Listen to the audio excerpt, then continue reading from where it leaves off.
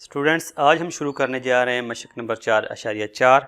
इस मशक के जितने भी सवाल हैं उनमें हम बात करेंगे इंश्योरेंस पे, यानी कि सारे सवाल ही इंश्योरेंस पे मुश्तमिल है।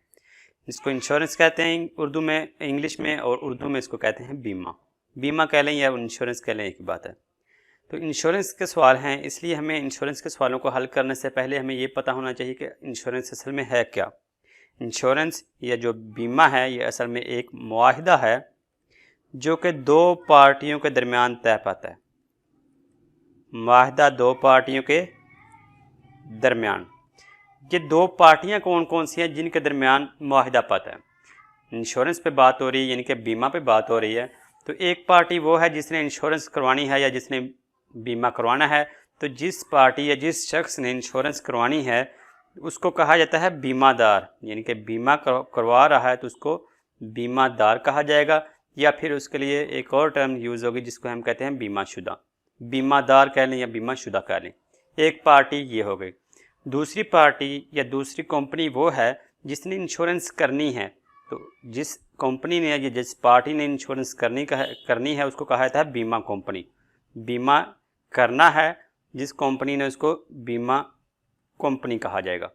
तो इस तरह हमने देखा इंश्योरेंस असल में एक मुआहिदा है जो कि दो पार्टियों के दरमियान है। दो पार्टियां भी देख लें, जिसने इंश्योरेंस करवानी है और दूसरी पार्टी वो जिसने इंश्योरेंस या जिसने बीमा करना है।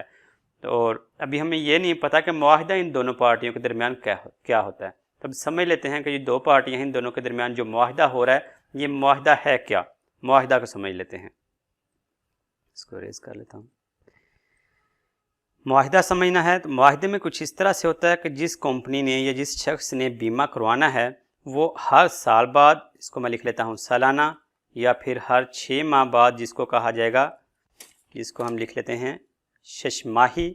शशमाही का मतलब हर 6 माह बाद, या फिर सामाही जिसका मतलब है हर 3 माह बाद, या फिर माहाना हर माह बाद एक ख़ास रकम किस्तों की सूरत में बीमा कंपनी को देता रहेगा। रकम देता रहना है किस्तों की सूरत में। जिस कंपनी ने, जिस शख्स ने इंश्योरेंस करवानी है, जिसने बीमा करवाना है, वो रकम थोड़ी बहुत देता रहेगा कंपनी को जिसने बीमा करना है। ये तो काम है बीमा करवाने वाले का। तो उसके बदले में क्या फ़ायदा देगी वो कंपनी बीमा करवाने वाले को? अब वो फ़ायदा देख लेते हैं। बीमा कंपनी बीमा करवाने वाले को माली या फिर जानी तहफ़्फ़ुज़ फ़राहम करेगी। माली या जानी तहफ़्फ़ुज़ फ़राहम करेगी। माली या जानी तहफ़्फ़ुज़ किस तरह से फ़राहम करेगी? फ़र्ज़ करें कि अगर किसी शख्स ने अपनी गाड़ी की इंश्योरेंस करवाई है, यहाँ मैं लिख लेता हूँ गाड़ी की इंश्योरेंस। गाड़ी की इंश्योरेंस करवाई है जो कि उसकी मालियत है, इंश्योरेंस करवा ले, या फिर किसी अपने घर की इंश्योरेंस करवा ले, जिस चीज़ की भी इंश्योरेंस करवाई है।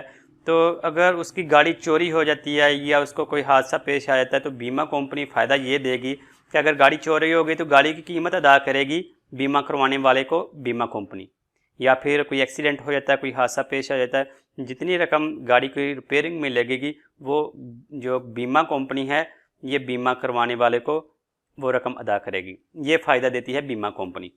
या फिर ये तो इस तरह से हुई माली तहफ़्फ़ुज़ ने फराहम किया बीमा कंपनी ने। या फिर अगर किसी ने लाइफ इंश्योरेंस करवाई है, जानी के तहफ़्फ़ुज़ के बारे में बात करें तो लाइफ इंश्योरेंस करवाई है जिस शख्स ने, अगर उसकी डेथ हो जाती है तो जब उसकी डेथ हो जाएगी तो बीमा कंपनी उस जिसने बीमा करवाया है या जिसने इंश्योरेंस करवाई है उसके घर वालों को रकम अदा करेगी। अगर माली को किसी चीज़ की इंश्योरेंस करवाई है तो उसको भी उसकी कीमत अदा करेगी उसको नुकसान पहुंचने की सूरत में। अगर लाइफ इंश्योरेंस करवाई है तो उसकी जान को जो नुकसान होगा तो उसकी सूरत में जिसने अपनी इंश्योरेंस करवाई है लाइफ, उसके घर वालों को रकम अदा करेगी बीमा कंपनी। ये फ़ायदा होगा बीमा करवाने वाले को।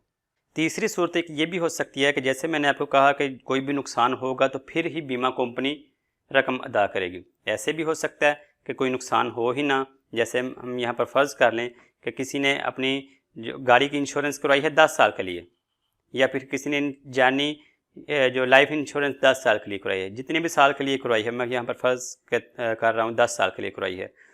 सारी उम्र के लिए तो नहीं उसने रकम देते रहना इंश्योरेंस करवाने वाले ने या बीमा करवाने वाले ने। तो जितनी देर के लिए करवाई है उतनी देर में कोई भी गाड़ी को नुकसान नहीं होता, या फिर जिसने अपनी लाइफ इंश्योरेंस कराई है उसको भी कोई नुकसान नहीं होता, तो फिर क्या फ़ायदा होगा बीमा करवाने वाले को या इंश्योरेंस करवाने वाले को।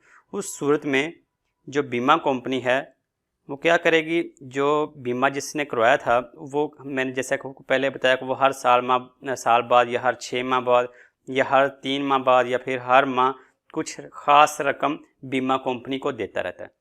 अगर कोई नुकसान नहीं होगा तो ये जो 10 साल हैं, जितनी देर के लिए इंश्योरेंस कराई है, ये 10 साल गुजरने के बाद जितनी भी रकम बीमा करवाने वाले ने दी है किस्तों की सूरत में बीमा कंपनी को, वो सारी उसको वापस मिलेगी।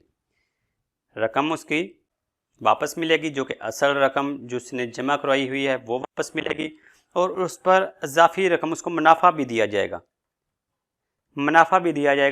असल रकम के अलावा। और इस मुनाफा को कहेंगे बोनस, इसको कहा जाता है। मैं इसको कलर चेंज करके लिख लेता हूँ, बोनस। जब भी सवाल में बात बोनस की हो तो आपको पता होना चाहिए कि असल रकम के अलावा जो इजाफी रकम जो मिल रही है उसको बोनस कहते हैं। एक टर्म ये होगी। इसके अलावा बाकी भी टर्म्स जो इस सवाल में, इस लेक्चर में या फिर इस पूरी एक्सरसाइज में जो यूज़ होंगी वो हम यहाँ पर देख लेते हैं। एक तो टर्म ये होगी बोनस, जो कि असल रकम के अलावा बाकी मुनाफा जो मिलेगा उसको बोनस कहते हैं। और जैसा कि मैंने आपको कहा कि जो इंश्योरेंस है, ये जो बीमा है, ये एक मुआहदा है।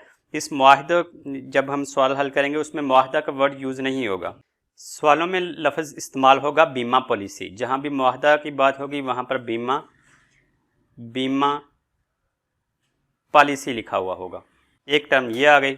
और उसके बाद जैसे कि हमने कहा कि इंश्योरेंस जो है वो मुआहदा है 2 पार्टियों के दरमियान। एक पार्टी को हमने कहा बीमादार या फिर बीमाशुदा, ये भी एक टर्म यूज़ होगी। इसको बीमादार कह लें या बीमा शुदा कह लें। और एक टर्म ये यूज़ होगी बीमा कंपनी, जिस पार्टी ने बीमा करना है उसको बीमा कंपनी कहेंगे। सवालों में यही वर्ड यूज़ होगा। और इसके बाद जैसा कि हम ये कह रहे थे कि जिसने बीमा करवाना है या जिसने इंश्योरेंस करवानी है वो हर साल, हर 6 माह बाद, हर 3 माह बाद या हर माह बाद एक ख़ास रकम उसने बीमा कंपनी को देते रहना। तो ये जो ख़ास रकम जो दी जाती है किस्तों की सूरत में, इसको कहा जाता है प्रीमियम।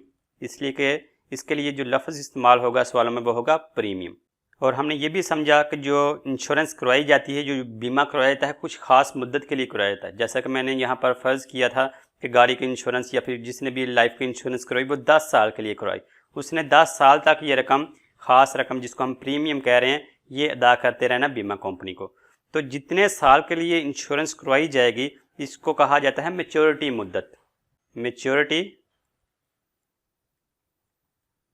मुद्दत। एक टर्म ये भी आ गई। और इसके बाद लास्ट टर्म वो जो कि हमने पहले भी देख ली है कि अगर किसी को जिसने भी जिस चीज़ की इंश्योरेंस करवाई है उसको नुकसान नहीं हुआ तो वो मुद्दत गुजरने के बाद जो कि मैच्योरिटी मुद्दत है, जितनी देर के लिए इंश्योरेंस करवाई गई है मैच्योरिटी मुद्दत, ये मैच्योरिटी मुद्दत ख़त्म होने के बाद उसको असल रकम भी दी जाएगी और उस पर मुनाफा भी दिया जाएगा, जिसको कहते हैं बोनस। ये भी टर्म यूज़ होगी। अब नेक्स्ट लेक्चर में हम मशक नंबर 4.4 का सवाल नंबर 1 शुरू करेंगे।